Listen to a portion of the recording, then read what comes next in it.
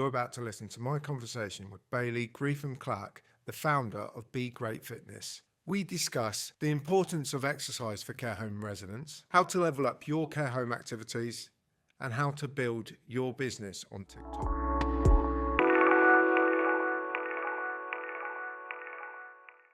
So Bailey, what made you start a wellbeing business in the height of a pandemic at the tender age of 17? Walk us through the first year or two. I wish it was a simple question. I think there's a lot of motivation behind that. So I struggle a lot as a young person. I've told this story countless times because it's literally one of my reasons why. And I think growing up, a bit of a rough childhood, single mum, council estates, it's not really an uncommon story for the folks of Grimsby. So it doesn't make me feel like I'm different in a way. Unfortunately, there are a lot of people who grew up in very similar situations to me. But with that upbringing, we struggled a lot more. And I think that really fueled me to want to do something bigger when I grew up. And fitness was a real sort of motivator. It brought me out of a really dark place. So I remember, because of my upbringing, I didn't really get on well in education. I struggled in school. I kicked off a lot, got into a lot of trouble, and I was faced with a position of being either excluded or having to be taken out of school and homeschooled. My mum decided that it was best to take me out of education. I really wasn't suited within the education system at that time, so we did. And as you can imagine, for a young person out of education at about 12, 13 years old, it just wasn't the best idea. I should have stayed in school, but my other situation was maybe being excluded and put into a different kind of education setting. So we made the right decision for us at the time, and during that year I spent out of school, everything declined. Mental health, life, I spent my days avoiding my home education and playing video games instead, or sort of kicking off at home. I was just a really troubled child. And it wasn't until I got to a point where I was just fed up. I was 12-ish years old, and I was just absolutely, I didn't know where I was going or what I was doing. Life felt like it was at a bit of a standstill. And I needed to do something, and that something was running. I remember my first run, I went for a run in jeans and a pair of plimsolls. Okay. And it was horrible. Chafing, but that sense of achievement after I'd finished that run, I mean, I must have ran for like 30 seconds and walked for 2 minutes, and it was horrible, and I died afterwards. But, you know, for the first time in a long time, I'd felt like I'd achieved something. And I did, and I kept running day in and day out, and I kept exercising, and I felt more confident about myself, and that put me back on track. And I found boxing, and I got myself back in education. And what I'm trying to say is I saw the benefits that exercise brought to my life. I saw how it changed things up for me. So at 17, when we were in the pandemic and everybody else was struggling, sort of in that situation where they were locked away at home, stuck, similar to how I was at 12, 13-ish, I knew what to do this time. I'd already been locked away. I'd already been stuck at home, you know, nowhere to go, nothing to do. And I knew how to keep my mental health at a good level throughout the lockdown, but I also knew how to help others. So I wanted to change things up. I wanted to do my part during lockdown. Everybody seemed to be doing something quite good for society, and I thought, what can I do? And I'd been boxing for 4 years, competing all around the UK. So I picked up like a pretty good knowledge around physical activity, exercise, nutrition, being at that amateur level, competing, you know, in England boxing tournaments and whatnot. So I took online and I started sort of this PT style business and wanted to sort of work with people on Zoom, doing exercise classes. And it wasn't until a group of adults with additional needs reached out. They saw a local newspaper article about me starting this business at 17. And it really wasn't a business. I didn't know what business was, but that was just what had to be to legally cover myself. Yeah. And it was brilliant. So they asked me to meet up with them. And it was at that period where we had like a lockdown, and then we had a month of, oh, everything's fine, you can meet up, but social distance. And then it was like, no, things are not fine, go back to lockdown. And in between those periods, I got to meet them and do a question and answer with them. And I just fell in love with this group. I'd never worked with anybody like that before in my life. I'd only really worked with kids and done a few sort of adult classes as a PT. I wasn't even qualified at the time. I was a fitness instructor at a boxing gym, and that was only to pay for my membership so I could afford my boxing.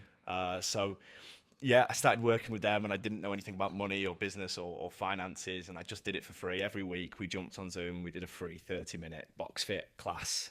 Nice. And I just over the weeks fell in love with this group and realized how incredible they are, but also realized how little access vulnerable groups have to sports and exercise and things that we take for granted.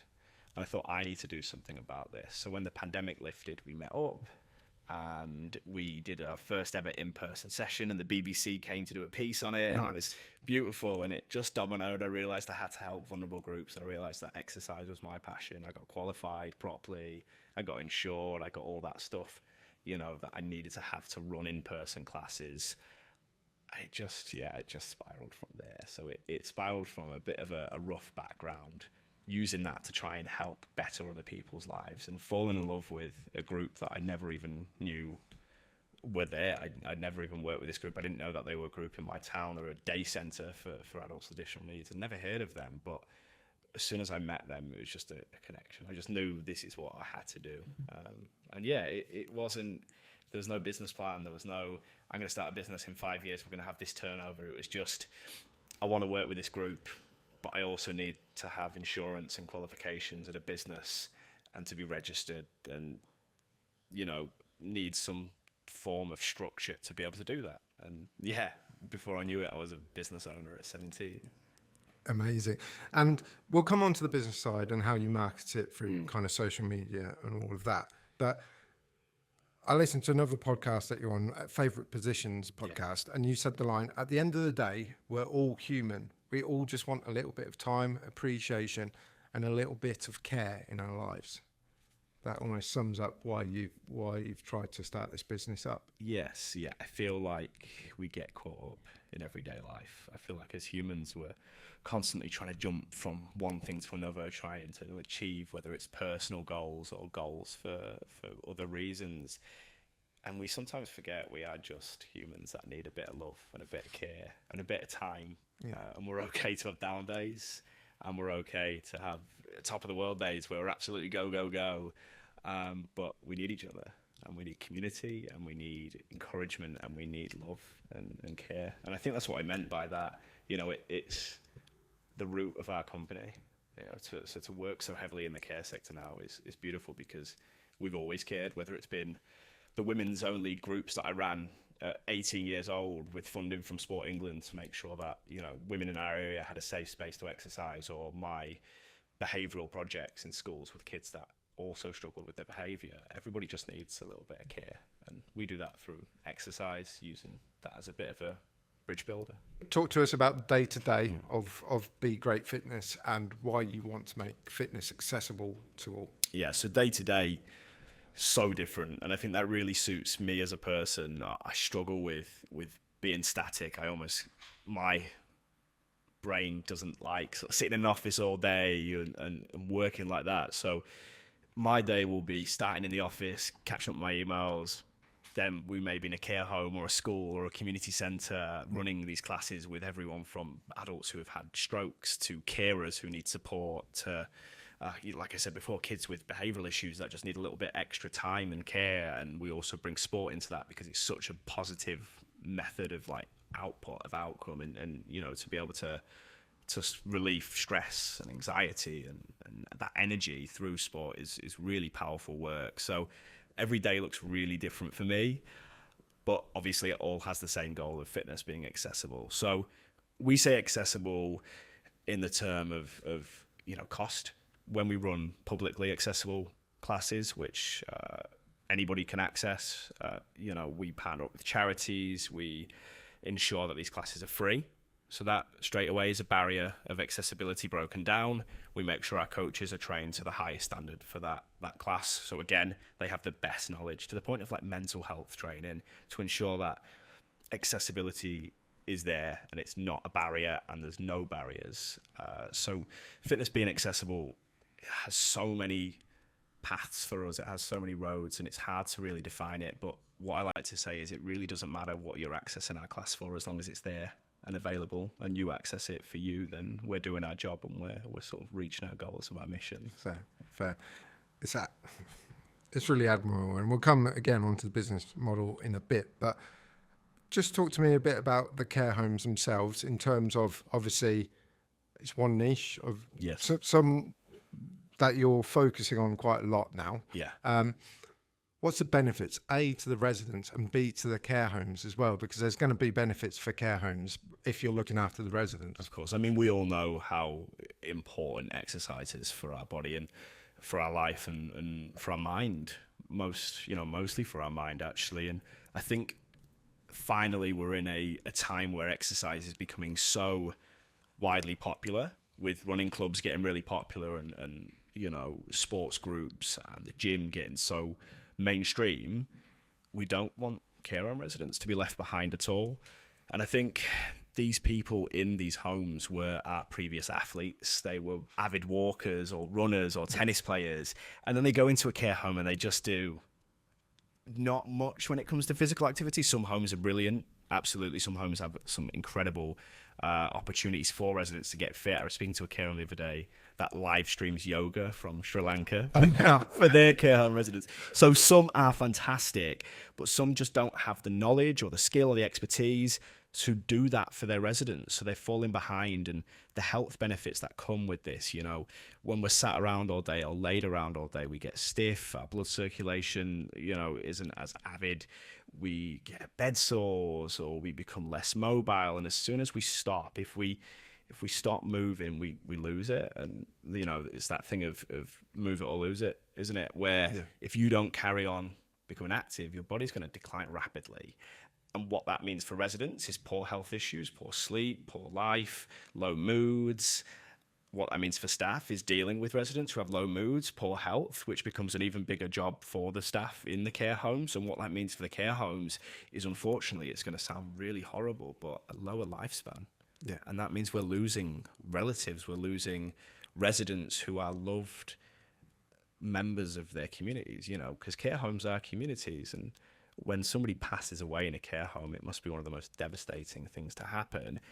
And if they're not keeping active, it just increases that chance of health issues, which can lead to passing away. So it benefits not only the residents, the staff, and the homes as a whole. There's so many incredible benefits that come with exercise, and it's really important to just keep moving. So our work speaks for itself.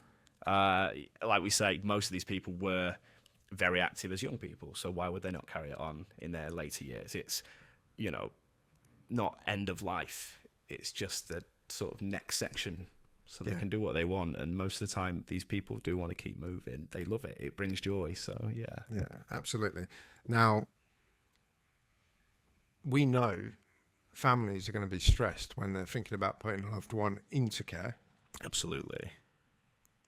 And from my impression of working with care providers, they don't make enough of things like activities and all of the great things that care homes actually do to break the misconceptions of loneliness and like ill health and even fall prevention. Yeah. How can care homes go about talking about their activities to be better? I think it's really important to share what care homes do. I think it's really important to create an environment where the residents have input as well. I think as an activities coordinator, your job is very broad. You're doing everything from puzzles to painting to aerobics, and that can be a tough role to have, because what you're doing is you're keeping a group of elderly people busy and active and engaged every day of the week. They have to do something. Yeah. Because if you went into an all-inclusive holiday resort, you'd want activities to be on, right? That's what it is, in a sense. Your care home is a resort. It's a place to settle down. Obviously, for those that are a bit more healthy, it can be quite an enjoyable experience. Obviously, for those that maybe are declining in health, it can be not a very nice situation, but still, everybody deserves the chance to keep occupied and to do stuff in their later years, so it doesn't feel like end of life. It doesn't feel like somewhere they go to, I'm sorry to say, abruptly die. Yeah. The care sector has such a negative spin on it in some cases. it feels like society deems it as a place where people get thrown away. When in actual fact, if you go in some of these homes, there is so much going on and it's so beautiful. And I guess just being a lot more public with your activities and showing families what happens and what exactly you get up to can really improve the image around your home. And you know, don't feel silly when putting on an activity. Have the residents' input. Make sure that they feel good about it. And I think it's pretty simple. There's some beautiful activity coordinators out there that are doing some beautiful work. And yeah, it's just all about enjoyment and fun. Fair. So when you go into care homes, yourself or one of your coaches, how do you operate with the activities coordinator or the care home manager? So we like to make sure that the activities coordinator is there, present, watching, and able to learn from us. We want to make sure that our work is being able to be carried on tomorrow morning when they want to do a little active stretch with the residents because they enjoyed what they did yesterday, that the activities coordinators feel confident. Usually it's the coordinators that we're dealing with or the lifestyle managers. The home managers is not something we get involved with too much. Usually it's a lot of educational work with the activities coordinators to make sure that they feel good about what they're seeing so they can then deliver it themselves. I think education is so important when working in those care homes. So if we run a class, we'll get the activities coordinator involved. You know, there's no point in them standing around, and most of the time they want to get involved. They want to be able to do this themselves. So it's like having an assistant coach there, really, and they get stuck in, and then they learn stuff that they can use that they didn't feel confident within. Because again, most of the time these people aren't qualified personal trainers, and they don't want to hurt anybody. There's a lot of risk involved with exercise within the elderly, and it takes high qualifications and it takes a high level of expertise to do some of the activities that we're doing. But everyone can learn it if they're open to learning. Yeah. Part of the reason for this podcast is also not just talking about the benefits of certain things, but also sharing kind of challenges or anything that people that go into care homes regularly see. Yeah. Are there any challenges that you see from care homes that, if we work together, we can improve? Yeah, I mean, challenges, do you mean with residents? Just anything in general, just any sort of... I guess the main challenge that we see is activity coordinators or lifestyle managers coming up to us after our sessions and going, Bailey, we loved that kind of work, and our residents obviously loved it because they keep asking for your sessions back or your team sessions back. But they keep asking for more when it comes to activities, and obviously we've got budgets. I don't feel confident in delivering that myself. That feels like the biggest question we're asked, the biggest challenge. Is there anything you can give to me? Are there any resources? Is there anything we can ask our managers for where we can get upskilled or uptrained because we don't know how to do it? We're stuck having to put seated exercise on YouTube. Like, we don't want to have to do that because it's not as engaging to have some random American lady saying, for example, on telly, delivering seated exercise as opposed to the activities coordinator who they know and love and have relationships with in their home being able to deliver that. So I think lack of knowledge, lack of expertise, and lack of confidence. They're scared to do this with their residents because they don't want to hurt them. That's the biggest challenge we have. So trying to upskill the activities coordinator so they feel confident to deliver it. Yes, at the end of the day, this is a service where we get paid, and that's brilliant because everybody deserves to be paid for their work, right? Absolutely. But at the same time, these are human beings. These are real lives that need movement and mobility, and we're not going to safeguard that knowledge for money. We're going to make sure that the coordinators that we work with know how to do this themselves because, again, we're talking about real lives, real people that need help. And if that is sharing our knowledge with activity coordinators, then brilliant. It's that simple. So that would be the biggest challenge that we see. Lack of knowledge when it comes to the fitness world for coordinators. Yeah.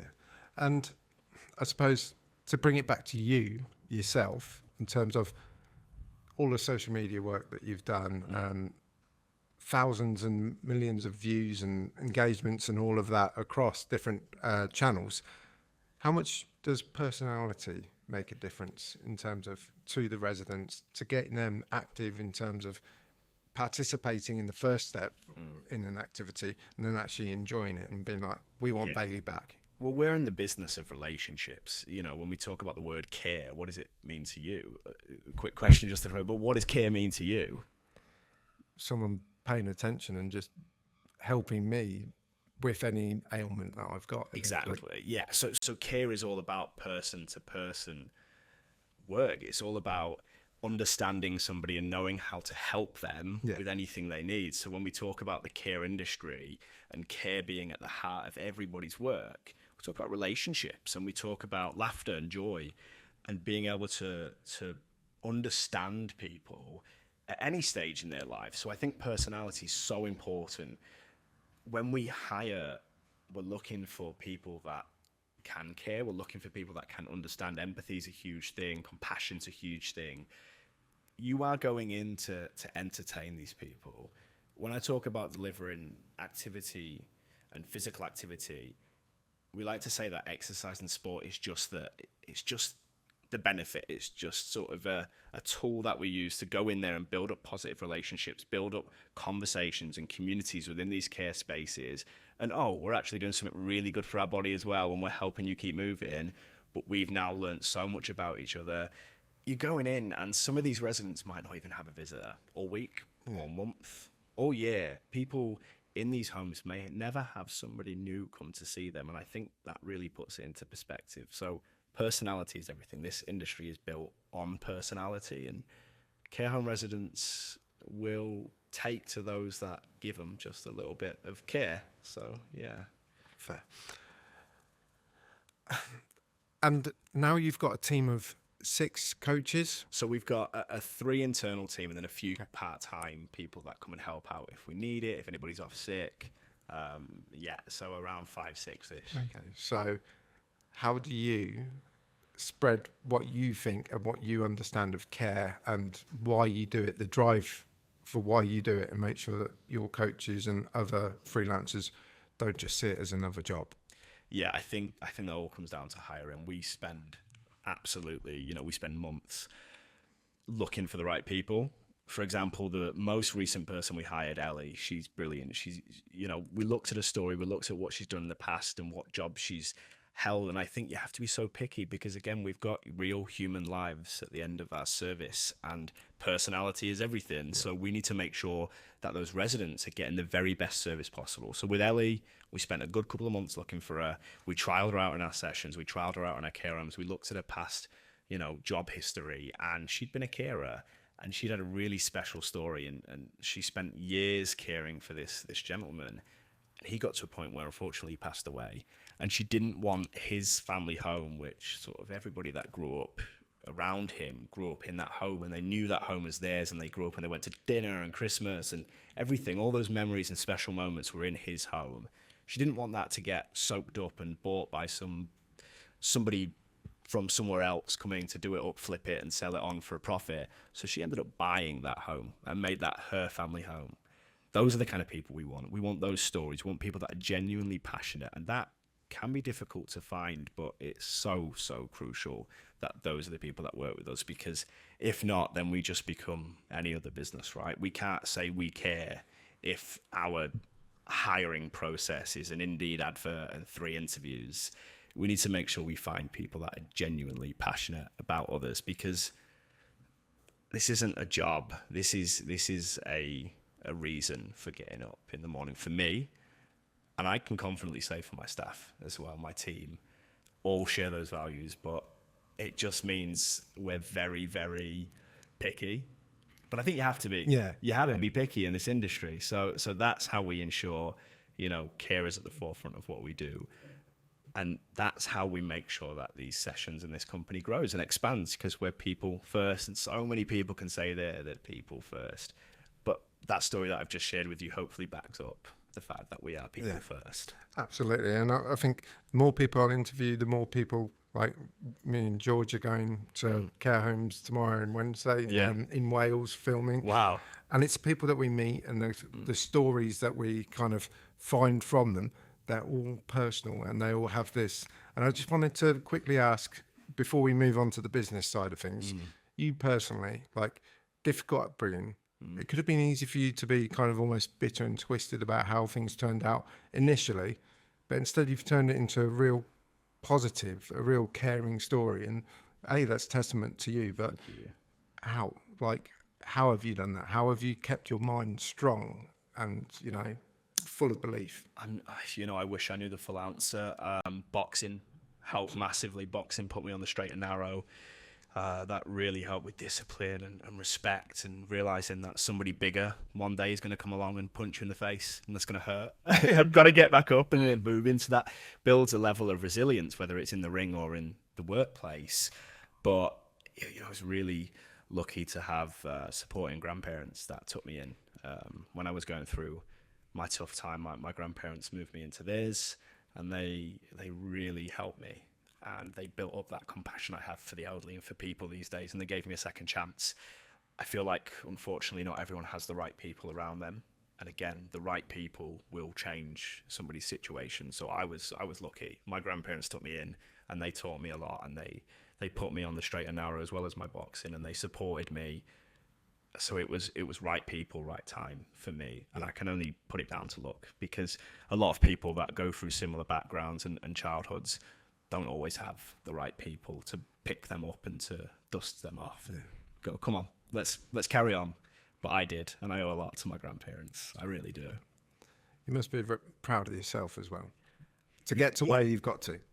I am. I am. I was 17 when I started, and I just always remember that 17-year-old lad wanted to help people. And that sounds so cliche, but I genuinely did, and I just wanted to make sure that I could do something I was proud of. Like I said before, there's not a lot I've been proud of in my upbringing. So yeah, to now be able to say this is for the 17-year-old version of me, or the 14-year-old version of me, is powerful stuff. We're making a difference, and we've helped thousands of people now, which is just blows my mind. Yeah. It really does. And having conversations with you before this recording, and obviously setting up the recording, it's clear to me, obviously, that's your main drive. That's your passion, like helping people. But also, you come across as a very shrewd kind of business operator in terms of you're building a business at the same time. So, talking about your business now, what are your aims and objectives over the next couple of years to grow Be Great Fitness, and starting with revenue? Like, do you have goals for revenue, or? Yeah. So coming to grips with business has been one of my hardest challenges, because I'm not a natural business person. I don't come from an actual business background. And I've got, again, luckily some incredible people around me that are really supporting me. Advisors, there's a gentleman called Andy Gibb, who is my advisor and absolutely helping pioneer everything when it comes to the technicalities, revenue, growth. And again, it's crucial to have those kinds of people behind you. I don't focus on revenue. I don't focus on turnover. We're a people-focused business. As long as my staff are supported and our mission is being achieved, then great. We do have numbers. We absolutely know what we want to try and achieve. We've not got financial goals. Yes, we want to make profit, because profit is important. And as long as year on we are seeing growth, and we're seeing, we're not seeing a loss, then we're pretty happy. The main thing is more homes, more care homes. How many more residents can we help? And ultimately that does bring profit and growth and revenue. So yeah, we've been looking at, at least a 30% growth year by year. Wow. And, the first year we managed to get a 50%, second year was 40%. This year we're going to see well over 50%, just because of the strategies and the social media stuff that we've been doing. So when it comes to revenue and financial targets, we are A-OK on that stuff. But I always say, do good, and good will come back to you. I've never focused on the figures, and luckily I've put people in place to focus on the figures for me. And I think you have to see where you excel as a business person. I know I'm not sales oriented. I know I'm not figures oriented. But I do know how to put people in place to help me with that. And that's the key to our growth. The right team, the right people, and the right care, whether it's about caring for residents or caring for finances. The care is very much involved in that. So, yeah. That leads me nicely on to, in a previous episode, one of the care home managers I talked to, Manjaz Lida, he was saying that social care has a image problem in terms of they're finding it difficult to employ young people into any sorts of positions. Like, as a young person yourself, can you see that? Yeah, it doesn't get the best image in the media. It doesn't get the best image on social media. And I think it's because it's quite a quote unquote sort of old industry. Yeah. There's a lot of older folks in the industry. There's a lot of people that have been in there for years, family businesses that are doing fine. Their residents are happy. Their care homes are rated good CQC, and they don't really see a need to excel when it comes to marketing or, keep up with the trends or, get that media attention. They've got enough bums in beds. They're bobbing along and they're happy. But unfortunately, there is an image situation now where care homes aren't always perceived as the most attractive places to work, but that is purely a lack of marketing. And I don't mean clever marketing to try and get people into it. I just mean there's no image. Where do you find media and stories about care homes where you can see what happens in there, where you can see what jobs are available and what you can actually do within a home? There's not a lot of events. There's not a lot of positivity when it comes to working in care and all of the wide range of stuff you can do within care as a whole, never mind just care homes. So yeah, I do think there's an image problem, but it's not a difficult one to fix, and it's something I feel my company's almost contributing to this is quite a bold statement, but to fixing part of the image problem by sharing our videos in care homes. We're showing that there are so many roles and characters and brilliant people and brilliant opportunities, and it's not a bad place to work. If anything, it's one of the most rewarding places to work out there. And also the pay is, a tricky situation to deal with within care homes. I know that depending on the job role, pay can really vary within the care sector, but it is incredible how quickly you can work your way up within care. If you show you are dedicated to that role, there are some brilliantly paid positions. So, you get compensated for your time and your effort, and it is a great sector to work in. We just need to share that a little bit more.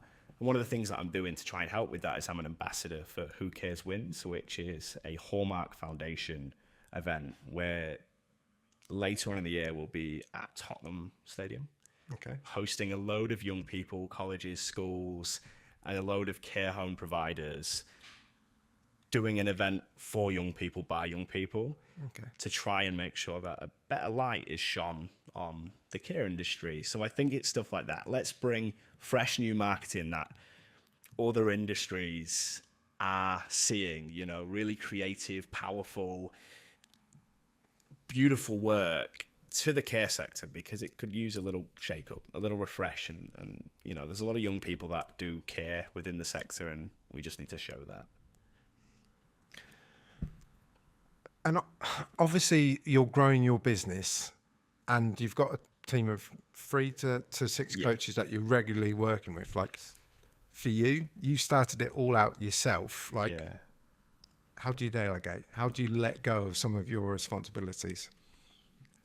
I think this goes back to my previous answer in the fact that I am luckily self-aware enough to know that I'm not an expert. Fair. I'm a 17-year-old lad at heart who started a business to try and help people. I know there's things I am not good at, and I need to delegate, and I need to give responsibility to others. So I absolutely have no issue saying to my team, can you do this? And I actually enjoy it. I enjoy seeing people want to take responsibility and seeing the outcomes and seeing the benefits from doing that. I don't want to sound cliche here, but I feel like if you ask my team, it isn't a boss team situation. We all chip in and I'll do something, but I'll also say, I literally cannot do that. I can help you with it, but I'm going to need your help on that. And I feel like being able to pass responsibility is really crucial to our growth. And without the ability to pass responsibility, we wouldn't have grown so much. If I was on my high horse, like I can do that, I'm the boss, you guys work for me. It's just not going to work. It's not going to work. So yeah, I have no issue at all giving work and caseloads and responsibility to my team, because they can do things better than me, and I love that they can do things better than me. And there's so many incredible business owners out there who have always talked about hiring people smarter than you, better than you, because that creates a much more powerful company. When you've got a bigger picture, you understand that it's just way above you as a person. It's not about your ego. It's not about how good you are. When you know what you're doing for something bigger, then you'll hire better people than you, because you can see the goal and the bigger picture. Amazing. I totally agree with you. And you've you seem so steadfast in your journey, but have you ever had any doubts in your business journey so far? Day to day, every single day, there are always doubts. Of course, there are doubts. This is scary. Whatever age you are, having a business is petrifying. Yeah. There are so many horror stories out there and so many people that tried to make it work and couldn't quite make it work. And when there's passion at the heart of your business, you genuinely care. It's not like a business that I just want to start to make a bit of money and it's okay, I'll shut it down and I'll make something else. I want this to work. I want to help people. I want to prove to my 17-year-old self that I can do it. So there are constant doubts. But again, you put the right people in place, you have the right conversations.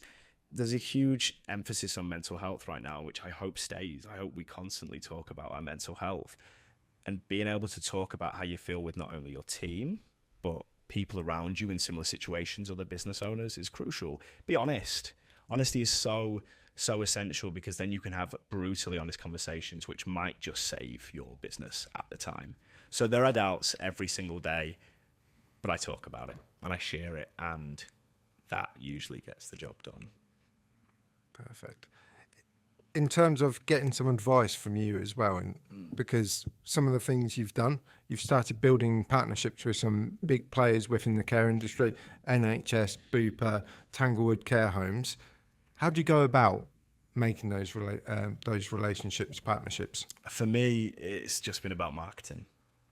Something that is very scarce in the care industry is marketing. And when you do something that stands out a little bit in an industry that's not doing that kind of stuff, you can rise pretty quickly because you're standing out. So our TikTok, our Instagram, our socials, our way of shining a light on the care industry that other people haven't been able to do, haven't tried to do, has enabled us to be put in front of some huge players in the care industry and show them how powerful our work is, much easier than if I was going to pick up a phone and speak to somebody and say, can I please work with your residents because they're going to love the exercise and it's really beneficial for them. We tried that. We spent years outbound sales. We spent years calling up care homes, trying to beg and convince them how crucial this is for their residents, trying to show them that your residents need to keep moving.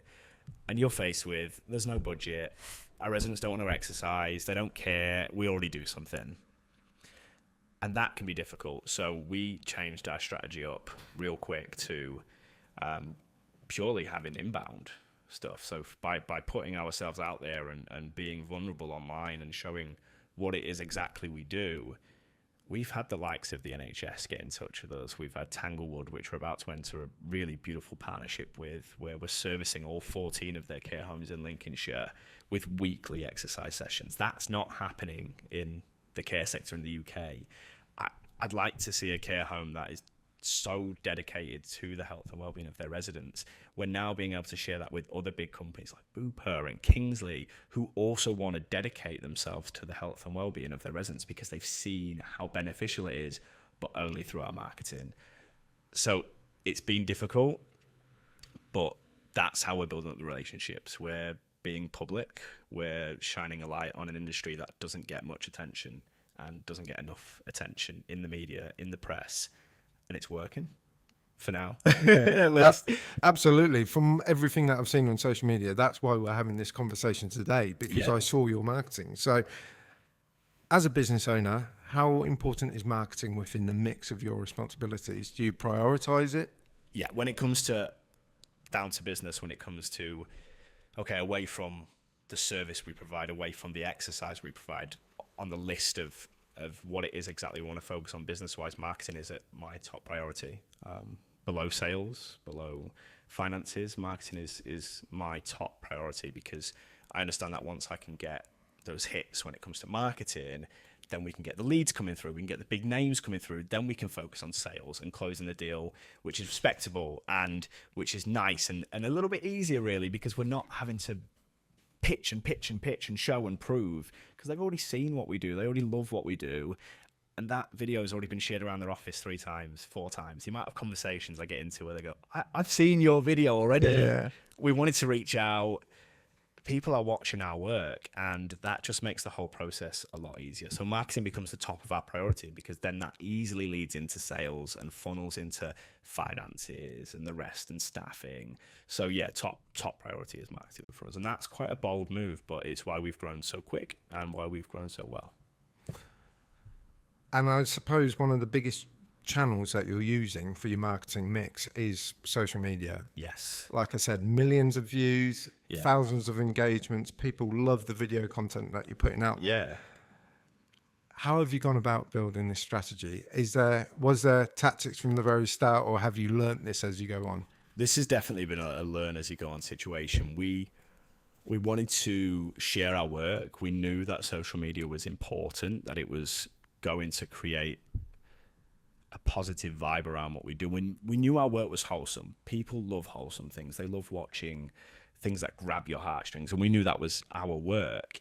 We just needed to display it properly. So we started with the company's social media accounts and tried to put up a few videos that were a bit corporate and a bit generic and didn't really get any views or hits. 300 views, 400 views, a couple of likes. We're like, what is going on? We're getting frustrated because we knew that if we could get in front of the right viewers, the work would come in.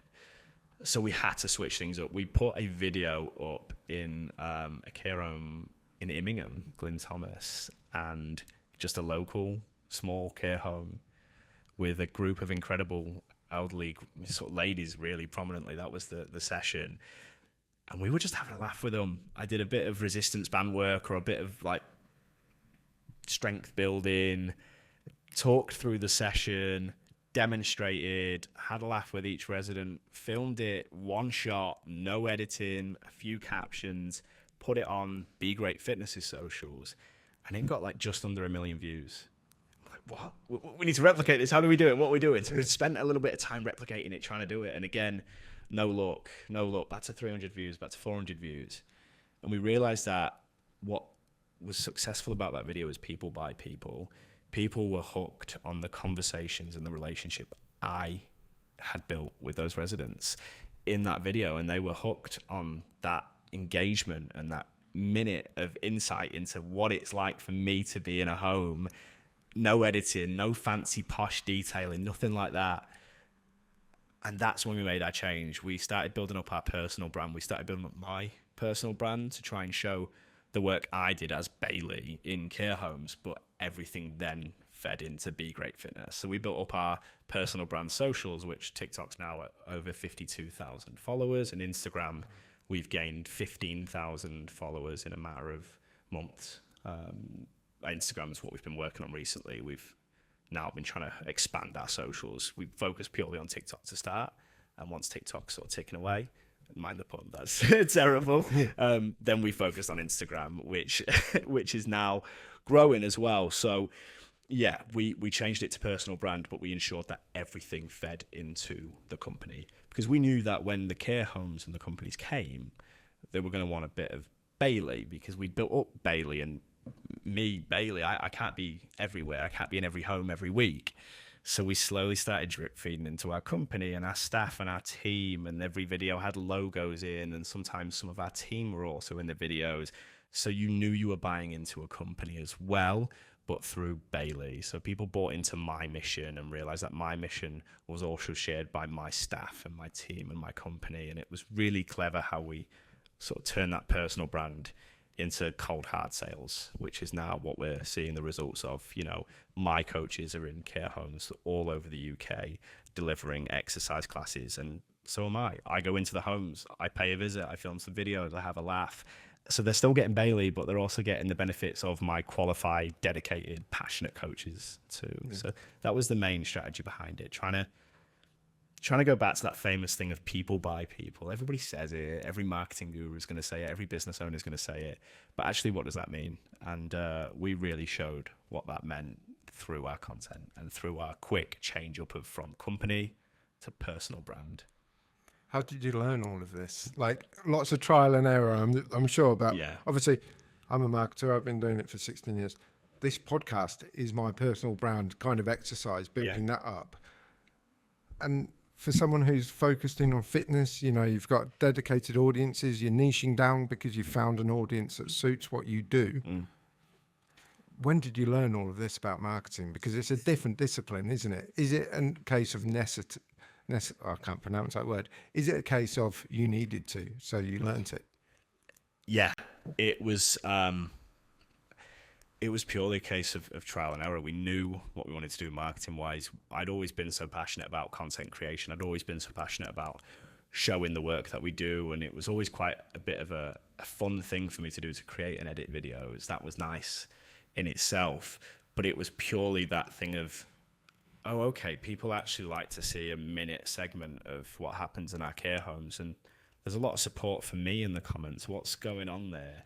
Recognizing that, building on that, looking at the analytics, and then getting serious with it. So it started as a concept. It started as a, what if we just shared Bailey a little bit? What if we gave the company a face and a name? Because I think starting at 17 made me want to hide behind it. I was so worried that I wouldn't be taken seriously in such powerful industries.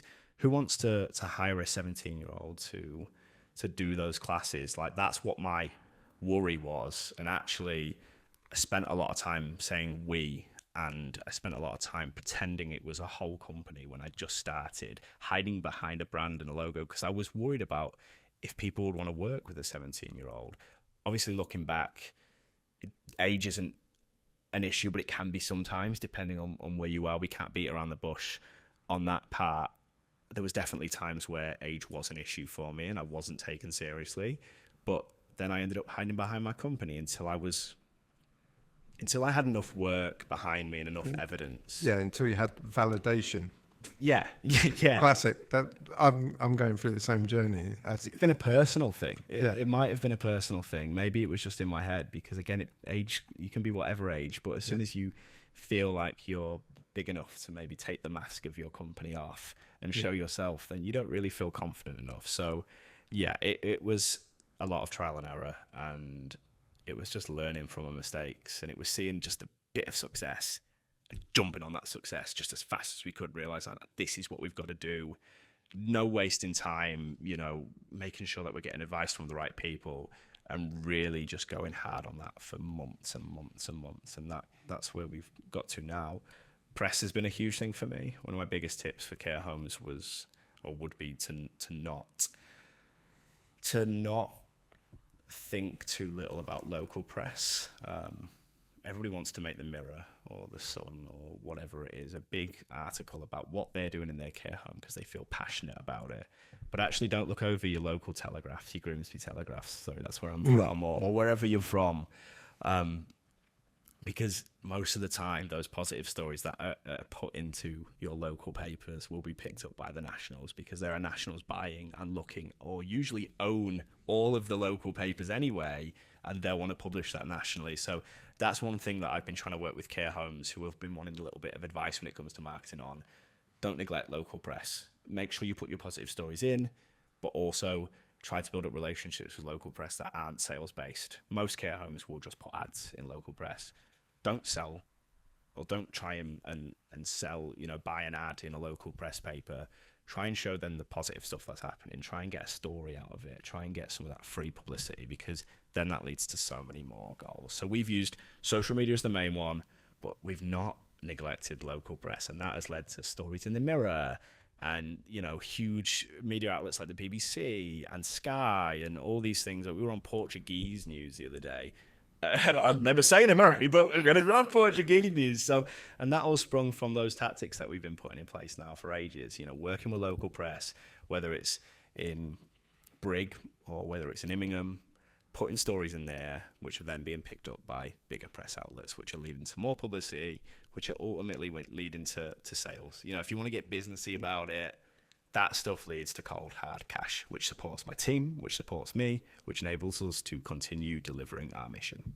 Perfect, yeah. And I suppose another element of the brand building exercises that you've done, you've been on stages like TEDx. Yes.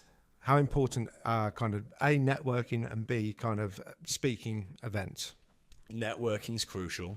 I have been doing some really, really high I don't know what the word is, some really, really high-end networking in the sense of like going down to London and sitting in the rooms with the owners of the whole corporations, the whole care home groups, speaking to those people, sharing the mission, because once you win those people at the top over, it then, trickles down into the rest of the organization. So networking is so essential. Showing the people at the top of the organization how crucial your work is, winning them over, building actual genuine relationships with those people, not just for financial gain.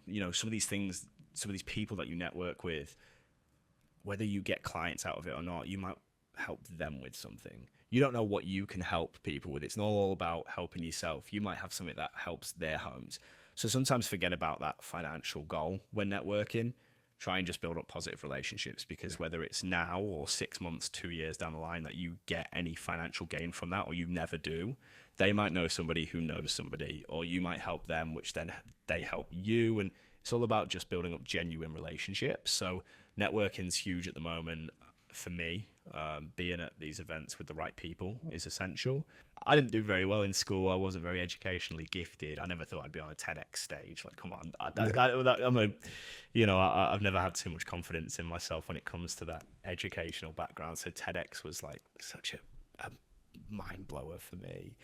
But that was really powerful, being able to share what I genuinely cared about and being able to share what I knew about on such a accredited stage was really, really essential. And that has led to so many other things.